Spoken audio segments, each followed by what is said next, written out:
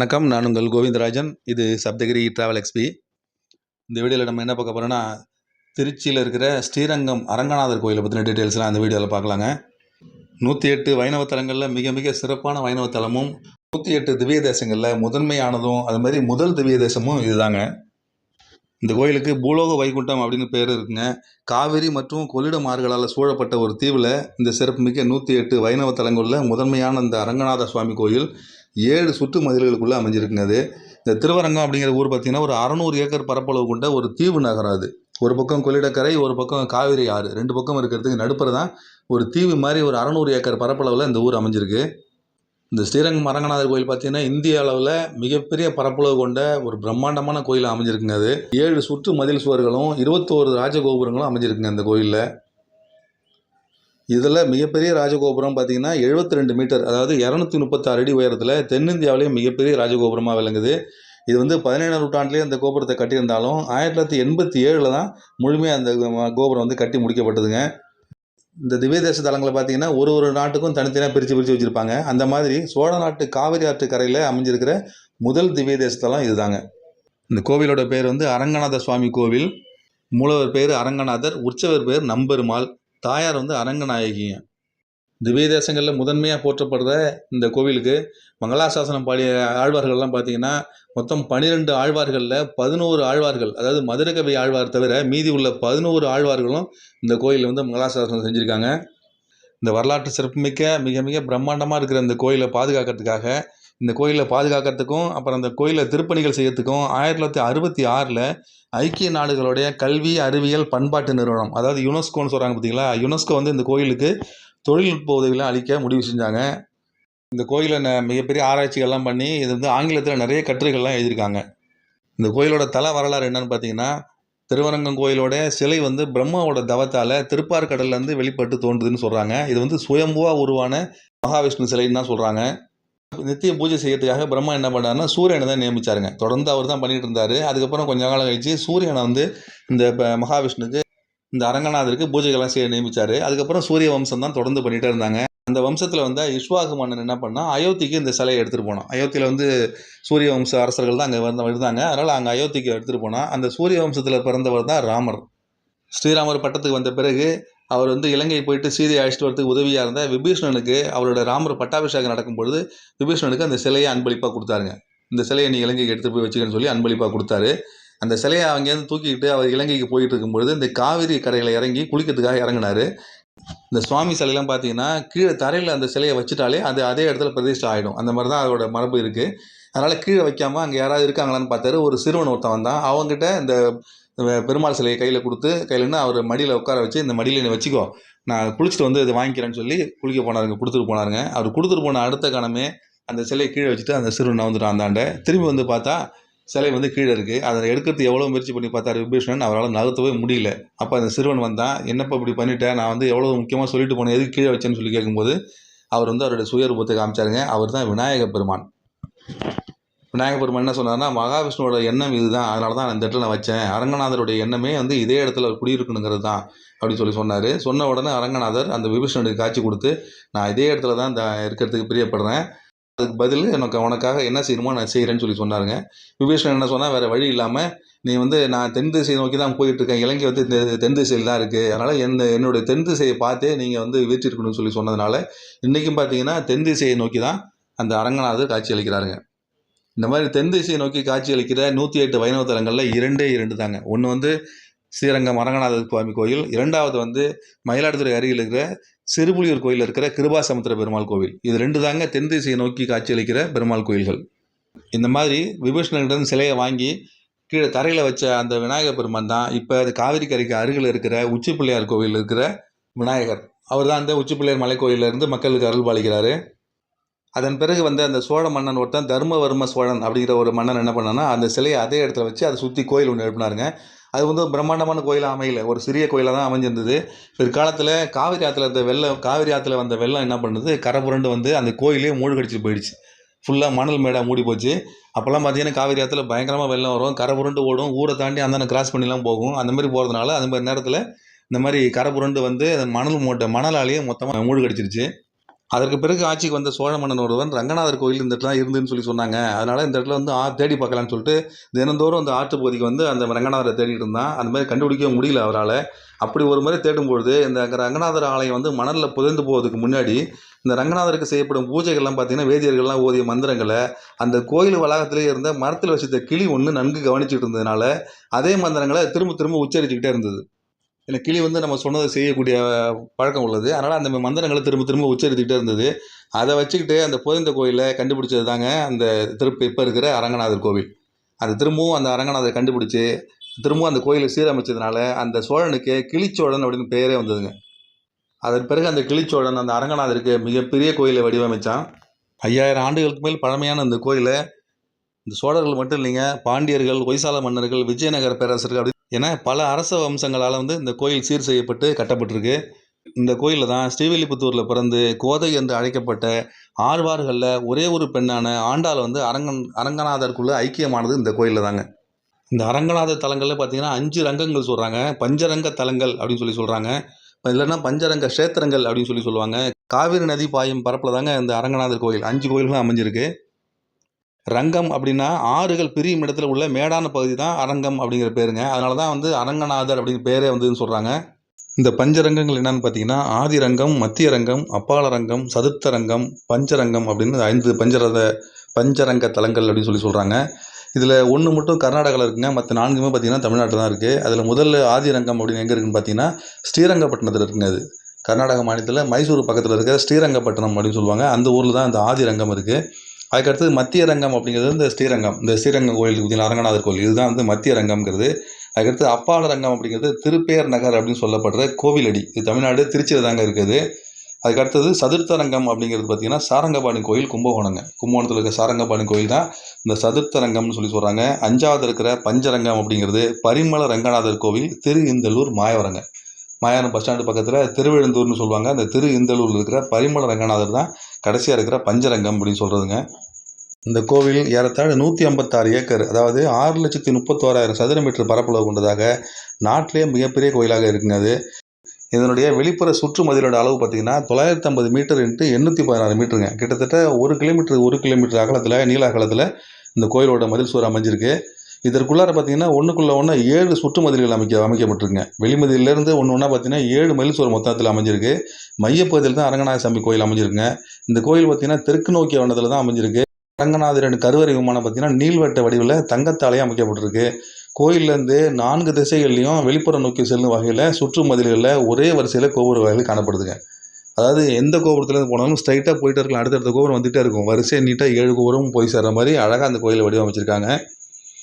ராஜகோபுரத்தோட கூடிய பெரிய பிரதான வாயில் வந்து தெற்கு பக்கத்தில் அமைஞ்சிருக்கு. ஏன்னா பெருமாள் வந்து தெற்கு நோக்கி தான் காட்சி அளிக்கிறாரு. அதனால் தெற்கு பக்கத்தில் தான் அந்த ராஜகோபுரம் 236 அடி உயர பிரம்மாண்டமான ராஜகோபுரம் அமைஞ்சிருக்கு. இந்த கோயிலை சுற்றி உள்ள 4 சுற்றுகளும் கோயில் சார்ந்த பயன்பாட்டுகளுக்கு உரியவைங்க. அதாவது இந்த கருவறையிலேருந்து அடுத்த உள்ள 4 மதில் சுவருக்கு பாருங்கள். அந்த 4 மதில் சுவருக்கு உள்ள இடங்கள்லாம் பார்த்தீங்கன்னா கோயில் சம்மந்தப்பட்ட இடங்கள் எல்லாமே. இப்போ அங்கங்கே ஒரு சன்னதிகள் இருக்கும், அதில் கோயில் சம்மந்தப்பட்ட இடங்கள்லாம் இருக்கும். அதுக்கு அடுத்த 3மே பார்த்தீங்கன்னா வணிக வளாகங்கள், வீடுகள், தெருக்கள், நிறுவனங்கள் இதெல்லாம் அமைஞ்சிருக்குங்க. அந்த அடுத்த 3 தெருக்களில் பார்த்தீங்கன்னா 7லேருந்து பார்த்தீங்கன்னா 7, 6, 5 இருக்குது பார்த்தீங்கன்னா. இது 3 மதில் சுவருக்கு இடையில பார்த்தீங்கன்னா ரோடெல்லாம் இருக்குது. இதில் வந்து காரு வேன்லாம் போகிற அளவுக்கு பெரிய ரோடாகவே இருக்குங்க. அது இந்த 7 மதில் சுவர்களையும் பார்த்தீங்கன்னா 7 உலகங்கள்னு சொல்லுவாங்க. அதில் பூலோகம், புவர்லோகம், சுவர்லோகம், மகர்லோகம், செனோலோகம், தபோலோகம், சத்தியலோகம் அப்படின்னு சொல்லி 7 வகையான லோகமாக சொல்கிறாங்க அந்த 7 மதில் சுவர்களையும். இந்த கோயிலோட தெற்கு பக்கம் இருக்கிற ராஜகோபுரம் இப்போ இருக்குது பாருங்கள், 236 அடி உயரத்தில் பிரம்மாண்டமாக. அந்த ராஜகோபுரத்தை பார்த்தீங்கன்னா 400 ஆண்டுகளுக்கு முன்னாடி நாயக்க மன்னர்களால் வந்து ஆரம்பிக்கப்பட்டதுங்க. அது அப்புறம் முற்று பெறாமல் பாதியில் அப்படியே விட்டாங்க. அதை வந்து இந்த முற்றுப்பெறாத ராஜகோபுரத்தை அகோபிலப்படுத்துகிற முயற்சியினால் 44வது சியர் அழகிய சிங்கரோட முயற்சியால் தான் கட்டுமான பணிகள்லாம் 1979 தொடங்கி 8 ஆண்டுகள் தொடர்ந்து நடைபெற்று 13 நிலைகள் மற்றும் 13 கலசங்களோட 236 அடி உயரத்தில் 1987ஆம் ஆண்டு தான் கட்டி முடிக்கப்பட்டது. ரொம்ப ரொம்ப பிரம்மாண்டமாக இருக்குது. தென்னிந்தியாவிலே மிக உயரமான ராஜகோபுரம் இது. இந்த ராஜகோபுரத்தோட மொத்த எடை பார்த்தீங்கன்னா 128,000 டன்களுங்க. அவ்வளோ பிரம்மாண்டமாக இருக்குது இந்த ராஜகோபுரம். இந்த கோயிலில் மொத்தம் உபசன்னதிகள் பார்த்தீங்கன்னா 53 உபசன்னதிகள் அமைஞ்சிருக்குங்க. அதுமாரி கோபுரங்கள்னு பார்த்தீங்கன்னா 21 கோபுரங்கள் அமைஞ்சிருக்கு. 7 ஆச்சாரியார்களுக்கும் தனித்தனியாக 7 சன்னதிகள் அமைஞ்சிருக்கு. இந்த கோயிலோட உற்சவர் ஸ்ரீரங்கம் நம்பெருமாள் பார்த்தீங்கன்னா வருஷத்துக்கு 7 முறை மட்டும் தங்க குதிரை வாகனத்தில் எழுந்தருள்வாருங்க. அந்த விழாக்கள் என்னென்னு பார்த்தீங்கன்னா விருப்பன் திருநாள், வசந்த உற்சவம், விஜயதசமி, வேடுபரி, பூபதி திருநாள், பாரிவேட்டை, ஆதி பிரம்மோற்சவம் அப்படிங்கிற 7 நாட்களில் மட்டும்தான் நம்பெருமாள் வந்து தங்க குதிரை வாகனத்தில் வீதியில் வருவார். அதுமாதிரி வருஷத்துக்கு 7 தடவை ஸ்ரீரங்க பெருமாள் வந்து தீர்த்தவாரி கண்டருள்வார். அதுவும் சந்திர புஷ்கரணியில் 6 தடவையும், கொள்ளிடத்தில் 1 தடவையும், மொத்தம் 7 தடவை வந்து தீர்த்தவாரி நடக்கும். இந்த அரங்கநாத பெருமாளுக்கு 7 நாச்சியார்கள் இருக்காங்க. அவங்க யாருன்னு பார்த்தீங்கன்னா, ஸ்ரீதேவி, பூதேவி, துலுக்க நாச்சியார், சேரகுலவள்ளி நாச்சியார், கமலவள்ளி நாச்சியார், கோதை நாச்சியார், ரெங்க நாச்சியார்னு 7 நாச்சியார்கள் இருக்காங்க. அரங்கநாத பெருமாள் தென் திசையை பார்த்து படுத்திருக்கிறதுனால அவருடைய பார்வைக்கு நேராக 7 கோபுரங்கள் இருக்குது. அந்த கோபுரத்துக்கு பேர் என்னென்னு பார்த்தீங்கன்னா, நாழிக்கோட்டான் கோபுரம், ஆரியப்படால் கோபுரம், கார்த்திகை கோபுரம், தெற்கு கட்டை கோபுரம் 1, தெற்கு கட்டை கோபுரம் 2, அதுக்கப்புறம் ராஜகோபுரம். இது எல்லாமே பார்த்தீங்கன்னா தெற்கு நோக்கி தான் அமைஞ்சிருக்கிற மிகப்பெரிய கோபுரங்கள். 13ஆம் நூற்றாண்டில் சுல்தான்களோட படையெடுப்புனால மிக மிக பலத்த சேதத்தை சந்திச்சுதுங்க. அப்போ இந்த கோயிலில் இருந்த நம்பெருமாளை வந்து எப்படியாவது காப்பாற்றணும்னு சொல்லிட்டு அதை தடுக்கிறதுக்காக, அப்போ வந்த சுல்தான்களோட படையை தடுக்கிறதுக்காக ஏகப்பட்ட வைஷ்ணவர்கள் வந்து உயிரை விட்டாங்கன்னு சொல்கிறாங்க. இந்த நம்பெருமாள் சிலை என்னன்னு பார்த்தீங்கன்னா, அபரஞ்சி அப்படின்னு ஒரு சுத்தமான தங்கத்தில் செய்யப்பட்ட சிலைங்க. அது ரொம்ப ரொம்ப அற்புதமான சிலை. இது மிக மிக விலை உயர்ந்த சிலையாகவும் இருக்குது. அதனால் இந்த சிலையை எப்படியாவது காப்பாற்றணும், இந்த உற்சவரான நம்பெருமாளை எப்படியாவது காப்பாற்றணுன்ட்டு இந்த வைஷ்ணவர்கள்லாம் அந்த சுல்தான் படையை எதிர்த்து நிற்க அந்த நம்பெருமாளை அங்கேருந்து அந்த சுல்தான்களுக்கு தெரியாமல் அந்த ஊரை விட்டு தூக்கிட்டு வந்துட்டாங்க. அந்த மாதிரி தூக்கிட்டு வந்து கிட்டத்தட்ட ஒரு 6 மாதம் கழித்து திருப்பதிக்கு வந்து சேர்ந்தாங்க அவங்க.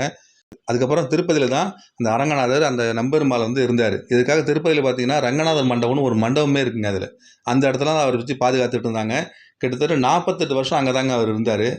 சுல்தான்களோட படையெடுப்புலாம் முடிஞ்ச பிறகு திரும்ப ரொம்ப நாள் கழித்து 48 வருஷம் கழித்து விஜயநகர மன்னர்கள் வந்து ரொம்ப பெருசாக வளர்ந்த பிறகு அங்கே உள்ள அப்போ வளர்ந்து வந்த விஜயநகர மன்னர் ஒருத்தர் இந்த சுல்தானுங்களை தமிழ்நாட்டிலேருந்து விரட்டி அடித்து இந்த அரங்கநாதர் கோயிலை அவங்கள்ட்டேருந்து காப்பாற்றினார். அதுக்கப்புறம் திருப்பதியிலேருந்து இந்த அரங்கநாதர் சிலையை, அதாவது இந்த உற்சவரான நம்பெருமாள் சிலையை திரும்ப ஸ்ரீரங்கத்திலேயே கொண்டு போய் வச்சாங்க. அந்த மாதிரி நடந்த சுல்தானுக்கு எதிராக நடந்த போரில் உயிர் நீத்த வெள்ளாயி அம்மா அப்படிங்கிற ஒருத்தவங்களுக்காக தான் அந்த கோபுரமே வெள்ளை கோபுரம்னு பேரை வந்துன்னு சொல்கிறாங்க. வெள்ளாயி கோபுரம் அப்படின்னு ஒரு காலத்தில் அழைக்கப்பட்ட அந்த கோபுரம் தான் இன்றைக்கும் வெள்ளை கோபுரம்னு அழைக்கப்படுது. அவங்களோட நினைவாக தான் அந்த கோபுரம் தனியாக அதுக்குன்னு வெள்ளை கலரில் பெயிண்ட் அடிக்கிறாங்கன்னு சொல்கிறாங்க. இந்த அரங்கநாதர் சன்னதிக்கு நேர் எதுக்கு பார்த்தீங்கன்னா, கருடாழ்வாரோட 25 அடி உயரம் விஸ்வரூப காட்சி தர்றாருங்க. அஷ்ட நாகாபரணம் அணிஞ்சிருக்கிற இவர் இறகுகளை விரித்து கிளம்ப தயாரான நிலையில் இருக்கார். இவருக்கு 30 மீட்டர் நீளத்தில் தான் வேட்டி அணிவிக்கிறாங்க. அவ்வளோ பிரம்மாண்டமாக இருக்கார் இவர். அபிஷேகம்லாம் கிடையாதுங்க இவருக்கு. வியாழக்கிழமையில் பார்த்தீங்கன்னா கொழுக்கட்டை தான் பிரதானமாக இவருக்கு படைக்கிறாங்க. இவரது சன்னதிக்கு முன்னாடி பார்த்தீங்கன்னா சுக்ரீவன், அங்கதன் இருவரும் பார்த்தீங்கன்னா துவாரபாலர்களாக இருக்காங்க. அது ரொம்ப ரொம்ப சிறப்பான விஷயமாக கருதப்படுது. அதேமாதிரி மார்கழி மாதம் திருவாதிரை நட்சத்திரத்தில் இவருக்கு வந்து திரு நட்சத்திர விழா எடுக்கிறதும் ரொம்ப சிறப்பாக கருதுறாங்க. அந்த மாதிரி இந்த கோயில் இன்னொரு சிறப்பான விஷயம் என்னென்னா, இந்த கோயில் உள்ள 21 ராஜகோபுரங்களையும் ஒரே இடத்துல இருந்து தரிசிக்கலாம் அப்படின்னு ஒரு அமைப்பு இருக்குது. கோயிலில் மெயின் தெற்கு கோபுர வாசல் வழியாக நீங்கள் உள்ளே போனோன்னா 2வது கோபுரம் தாண்டி உள்ளே போனோன்னா ஒரு மண்டபம் இருக்குங்க. அந்த இடத்துல வந்து அந்த கோயிலோடைய தேவஸ்தான ஸ்டால் ஒன்று வச்சுருக்காங்க. அந்த இடத்துல ஒரு போர்டு வச்சுருக்காங்க. அங்கே என்ன வச்சுருக்காங்கன்னா, இந்த கோயிலோடைய 21 ராஜகோபுரங்களையும் பார்க்கறதுக்கான ஒரு அமைப்பு மேலே இருக்குது. இதை சுற்றி பார்க்கறதுக்கு 50 ரூபா டிக்கெட்னு போட்டிருக்காங்க. அந்த டிக்கெட்டை வாங்கிட்டு மேலே ஏறி பார்க்கலாம் அப்படின்னு சொல்லி போட்டிருக்காங்க. அது வழியாக டிக்கெட் வாங்கிட்டு மேலே போனோம்னா ரொம்ப ரொம்ப அற்புதமாக இருக்குங்க. அது மேல் மண்டபத்தில் படி மாதிரி இருக்குது. அதில் படி மாதிரி கட்டி வச்சுருக்காங்க. அந்த படிகளை தாண்டி அந்த மண்டபத்தில் மேலே ஏறி போனோம்னா நிறைய கோயில் மண்டபங்கள் இருக்குது. அந்த எல்லா விமானங்களையும் அந்த ஒரே இடத்துலேருந்து பார்க்கலாங்க. ஒரு இடத்துல நின்று பார்க்குற மாதிரிலாம் இல்லை. அது பெரிய இடமா இருக்குது. நிறைய கோபுர வாசல்கள், நிறைய மண்டபங்கள் இருக்குது. அந்த மண்டபத்து மேலே நடந்து போகிற மாதிரிலாம் இருக்குது. அந்த இடத்துல நின்று பார்த்தோம்னா அந்த கோயிலுடைய 21 கோபுரங்களையும் அழகாக பார்க்குற மாதிரி வச்சுருக்காங்க. அவ்வளோ அருமையான இடம் அந்த காலத்தில் அமைஞ்சிருக்கு. தெற்கு கோபுர வாசல்லேருந்து பார்த்தோம்னா 3வது கோபுரம் தாண்டி 4வது கோபுரத்தோட நம்ம நின்றுட்டு இருப்போம். அதுலேருந்து பார்த்தோம்னா அந்த 3 கோபுரங்களும், அது தவிர அந்த வெள்ளை கோபுரம் அழைக்கப்படுற கிழக்கு ராஜகோபுரமும் ரொம்ப ரொம்ப அற்புதமாக காட்சி அளிக்கும். இந்த 21 ராஜகோபுரங்களையும் அங்கேருந்து பார்க்குறது ஒரு அற்புதமான விஷயங்க. அனைத்து ஆழ்வார்களுக்கும், அனைத்து ஆச்சாரியார்களுக்கும், அனைத்து நாச்சியார்களுக்கும் எல்லாருக்கும் அந்த கோயிலில் தனித்தனியாக சன்னதி அமைச்சிருக்காங்க. இதெல்லாம் தாண்டி அவருடைய கருவறைக்கு போனோம்னா அரங்கநாத பெருமாள் பிரம்மாண்டமாக காட்சி அளிக்கிறாருங்க. ரொம்ப பிரம்மாண்டமாக படுத்திருக்காரு. அவர் பள்ளி கொண்ட குளத்தில் தென் திசையை நோக்கி அழகாக கை வச்சுட்டு படுத்திருக்காரு. அவருக்கு முன்னாடி உற்சவர் சிலையை வச்சுருக்காங்க, நம்பெருமாள் சிலையை வச்சுருக்காங்க. சாதாரணமாக வட்ட வடிவில் இருக்கிற அந்த அவருடைய விமானம் இந்த கோயிலில் பார்த்திங்கன்னா நீள்வட்ட வடிவில் தங்க கோபுரத்தோட ரொம்ப ரொம்ப அழகாக காட்சி அளிக்குது. அந்த 7 மதில் சுவர்களையும் தாண்டி நம்ம போய் சுற்றி பார்க்கணுங்கிறது வந்து அவ்வளோ சுலபமான விஷயமே இல்லைங்க. ஏன்னா அதுக்குள்ளே ஊரே இருக்குது. தனியாக கார்லாம் வருது, காரு வேன்லாம் வர அளவுக்கு மிகப்பெரிய ஊராக இருக்குது அது. இந்த திருச்சி மாநகருக்கு வெயில் காலத்தில் போகாமல் மழை காலத்தில் காவிரிலையும் கொள்ளிடத்துலையும் தண்ணி கரை புரண்டு ஓடும்போது போனோம்னா அந்த ரொம்ப ரொம்ப அற்புதமாக இருக்கிற தீவு நகரமான ஸ்ரீரங்கத்தை பார்த்து வரலாங்க. ஸ்ரீரங்கத்தில் பள்ளி கொண்டிருக்கிற அரங்கநாத பெருமாளை தரிசிக்கிறது ரொம்ப ரொம்ப ஒரு அற்புதமான விஷயம். வாய்ப்பு இருக்கவங்க இப்போ இந்த கோயிலை பார்த்துட்டு வாங்க. இந்த கோயிலில் கும்பாபிஷேகம் பார்த்திங்கன்னா 1987 நடந்தது. அதுக்கப்புறம் பார்த்திங்கன்னா 2001ல் மறுபடியும் 2வது ஆட்டம் நடந்ததுங்க. அதுக்கப்புறம் திரும்ப 14 வருஷம் கழிச்சு 2015ல் 3வது இன்னொரு தடவை கும்பாபிஷேகம் நடந்திருக்கு. இந்த கோயில் உள்ள முக்கியமான திருவிழாக்கள்னு பார்த்தீங்கன்னா, பிரம்மோற்சவங்கள் ரொம்ப ரொம்ப சிறப்பாக கொண்டாடப்படுதுங்க. அதுமாரி வைகுண்ட ஏகாதசியும் ரொம்ப சிறப்பாக கொண்டாடப்படுது. இந்த பிரம்மோற்சவத்தோட இந்த வைகுண்ட ஏகாதசி பார்த்தீங்கன்னா, ரா 10 பகல் 10ன்னு 21 நாட்கள் கிட்டத்தட்ட இந்த வைகுண்ட ஏகாதசி திருவிழா ரொம்ப ரொம்ப சிறப்பாக கொண்டாடப்படுதுங்க. இந்த வைகுண்ட ஏகாதசி திருவிழா 21 நாள் நடக்குங்க. அந்த 21 நாளில் மொத்தம் 4 லட்சம் பக்தர்கள் கிட்டத்தட்ட கலந்துக்கிறாங்கன்னு சொல்கிறாங்க. இதில் இந்த வைகுண்ட ஏகாதசி சொர்க்கவாசல் திறக்கிற அன்னைக்கு பார்த்தீங்கன்னா, டிவியில் லைவ் போடுவாங்க. அதில் முக்கியமான 2 பெருமாள் கோயில் தான் ரொம்ப ரொம்ப சிறப்பாக கருதப்படுது. ஒன்று வந்து அரங்கநாதர் கோவில், இன்னொன்று வந்து திருவல்லிக்கேணியில் பார்த்தசாரதி கோவில். அந்த மாதிரி இன்னொரு முக்கியமான விசேஷம் அந்த பெருமாளுக்கு என்ன பண்ணுறாங்கன்னா, அந்த நம்பெருமாளுக்கு செய்கிற ஒரு பூஜைங்க அது. கார்த்திகை மாதம் கைசிகை ஏகாதசி அன்னைக்கு வளர்பிறை ஏகாதசிங்கிறது தான் கைசிகை ஏகாதசின்னு சொல்லுவாங்க. அன்னைக்கு வந்து இரவில் நம்பெருமாளுக்கு 365 போர்வைகளை ஒவ்வொன்றா போர்த்த வைபவம் விடிய விடிய நடக்குதுங்க அது. சுவாமிக்கு தினசரி பூஜையில் அனுபவிக்கும் வஸ்திரங்களில் ஏதாவது குறைபாடு இருந்ததுன்னா அதை நிவர்த்தி செய்யும் விதமாக இந்த பரிகாரம் செய்கிறதா சொல்கிறாங்க. ஆனால் கார்த்திகை மாதம் குளிர் அதிகமான மாதமாக இருக்கிறதுனால சுவாமிக்கு வந்து அது மீது அன்பின் காரணமாகவும் இந்த மாதிரி செய்கிறாங்கன்னு சொல்கிறாங்க. விடிய விடிய நடக்குங்க. இந்த 365 போர்வைகளையும் விடிய விடிய அந்த நம்பெருமாளுக்கு போற்றும் பொழுது அதை பார்க்கறதுக்கு பிரம்மாண்டமான கூட்டமாக இருக்கும். ரொம்ப ரொம்ப அற்புதமான செய்கையாகவும் இருக்குங்க அது. இந்த ஸ்ரீரங்கத்தை பற்றியும் இந்த ஸ்ரீரங்கத்தில் குடியிருக்கிற அரங்கநாதரை பற்றியும் பல வீடியோக்கள் பல பேர் போட்டிருக்காங்க. ரொம்ப ரொம்ப சிறப்பான வீடியோக்கள்லாம் நிறைய வந்திருக்கு. அதில் என்னோட பார்வையில் இந்த அரங்கநாதர் கோயிலை பற்றியும் இந்த ஸ்ரீரங்கத்தில் பற்றியும் டீட்டெயில்ஸ்லாம் இதில் சொல்லியிருக்கேன். உங்களுக்கு பிடிச்சிருந்ததுன்னா இந்த வீடியோவை லைக் பண்ணுங்கள், ஷேர் பண்ணுங்கள். மறுபடியும் இந்த மாதிரி இன்னொரு அப்டேட்ஸோடு உங்களை மீண்டும் சந்திக்கிறேன். நன்றி, வணக்கம்.